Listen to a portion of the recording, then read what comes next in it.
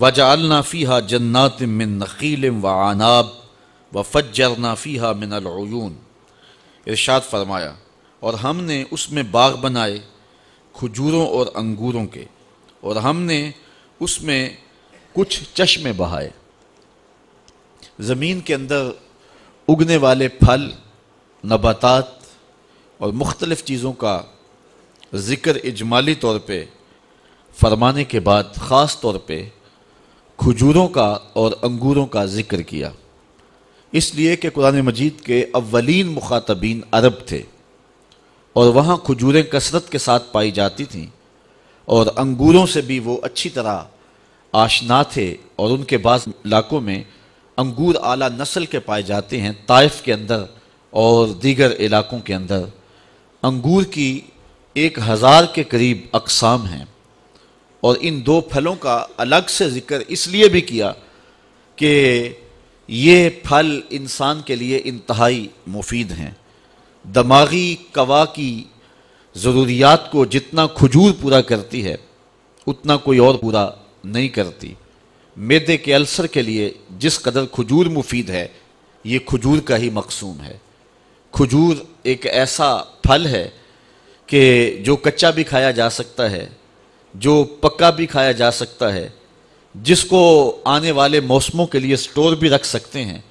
کھجور کا درخت جو ہے اس پر خزاں طاری نہیں ہوتی ہے، اور اس کی گٹھلیاں جانوروں کے چارے کے کام بھی آتی ہیں۔ عرب گٹھلیاں پیس کر کے اس کو اپنے جانوروں کو کھلایا کرتے تھے، تو انسانی ضرورتوں کی کفالت بھی یہ کھجور کرتی ہے، اور اپنے چوپایوں کی ضروریات بھی اس کھجور سے پوری کی جا سکتی ہیں۔ اور شاید کھجور کے ذکر کا سبب یہ بھی ہو کہ ایک روایت میں آتا ہے اکرموا امتکم النخلہ، اپنی پھپھی کھجور کی عزت کیا کرو، یہ تمہارے باپ حضرت آدم علیہ السلام کے خمیر سے بچی ہوئی مٹی سے بنائی گئی ہے۔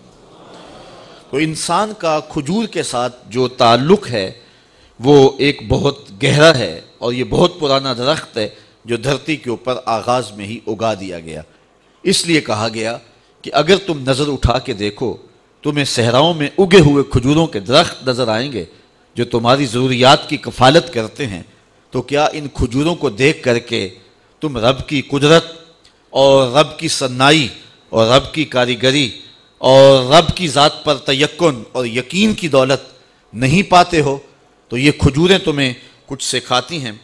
اور پھر دوسرا ذکر وعناب، انگوروں کا کیا۔ انگور جو ہے اس کا جو شیرہ ہے یہ ماں کے دودھ سے مشابہت رکھتا ہے ذائقے میں اور توانائی میں۔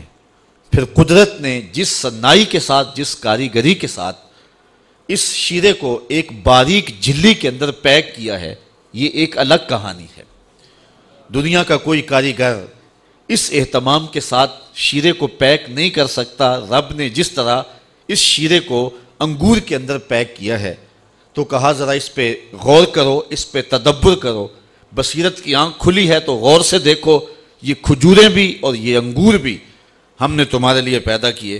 وَفَجَّرْنَا فِيهَا مِنَ الْعُيُونِ، اور ہم نے اس میں کچھ چشمے بہائے جو تمہاری ضروریات کی کفالت کرتے ہیں۔ دنیا کے مختلف گوشوں میں میٹھا پانی چشموں کی صورت میں انسان کی پیاس بجھاتا ہے۔ ویسے دنیا کے اوپر 32 کروڑ مکعب میل پانی ہے اس وقت پوری دنیا کے اوپر جو پایا جا رہا ہے، جس میں 97.2% سمندروں کا کڑوا پانی ہے۔ صرف 2.8% پانی جو ہے وہ میٹھا ہے۔ اب اس 2.8% میٹھے پانی سے انسانی ضروریات کس طرح پوری ہوں، ایک بہت بڑا مسئلہ ہے۔ لیکن رب کا اہتمام یہ ہے کہ وہ گرم ہواؤں کو جب بھیجتا ہے تو وہ سمندروں سے بخارات اٹھاتی ہیں، اور قرۂ زمہریر میں پہنچ کر کے وہ بخارات جو ہیں وہ جب دوبارہ بارش کا رنگ اختیار کرتے ہیں تو وہ بالکل میٹھا ہو چکا ہوتا ہے، اور پھر پوری دنیا کے اوپر وہ پانی برستا ہے، دریاؤں کے راستے پھر دوبارہ سمندر میں پہنچ جاتا ہے۔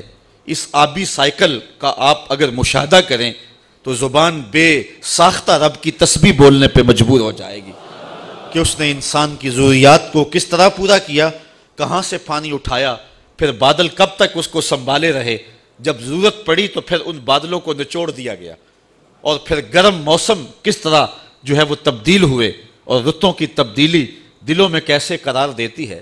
چند دن قبل جو برستی گرمی تھی اور لو کے جو تھپیڑے تھے، آپ نے بھی دیکھا کہ ہر شخص بالبلا اٹھا تھا، روزانہ کتنی اموات واقع ہو رہی تھی، اوپر سے بجلی نہیں، اور پھر حالات یہ ہیں کہ زندگی ایک اذیت بنتی جا رہی تھی۔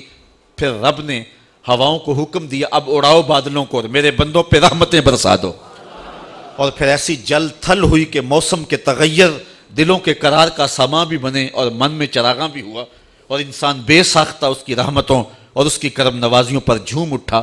تو یہ اس کا اہتمام ہے جو اپنے بندوں کے لیے اس نے فرمایا ہے۔